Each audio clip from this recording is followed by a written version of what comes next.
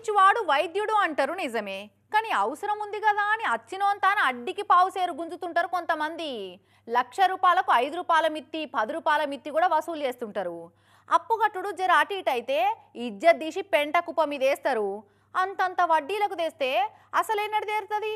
వాళ్ళ జీవితం అంతా వడ్డీ కట్టేదందుకే చాలుతుంది.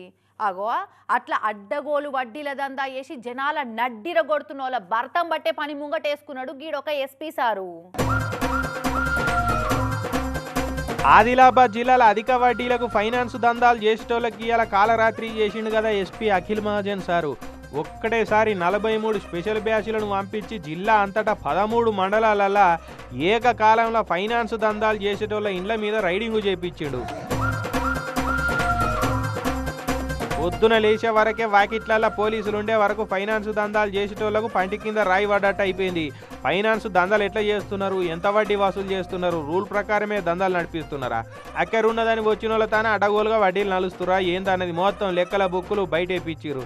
ప్రామిసరీ నోట్లు, గ్యారంటీ చెక్కులు, కుదబెట్టుకున్న పాస్బుక్లు, బాండ్ పేపర్లు, సేల్ డీడ్లు అన్ని చెకింగులు చేసిరు. చక్కగా లేదని ఎరకబట్టిన వాళ్ళ తానే అవన్నీ సీజ్ చేసిరు.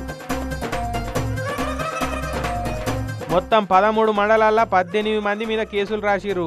ఇక నార్నూరు మండలంలో ఒక ఆయన బంగారం కుదబెట్టుకుని అప్పులు ఇచ్చి అడ్డగోలుగా వడ్డీ వసూలు చేస్తున్నాడని తెలిసి ఇక ఆయన దగ్గర బంగారం దొరకబట్టి సీజ్ చేసిరు. ఇట్లా పోలీసు వాళ్ళు వచ్చి వడ్డీ వ్యాపారస్తుల మీద రైడింగులు చేస్తున్నారు అనే వరకు ఎక్కడో అక్కడ గప్ చూప్ అన్నట్టే సైలెంట్ అయిపోయారు.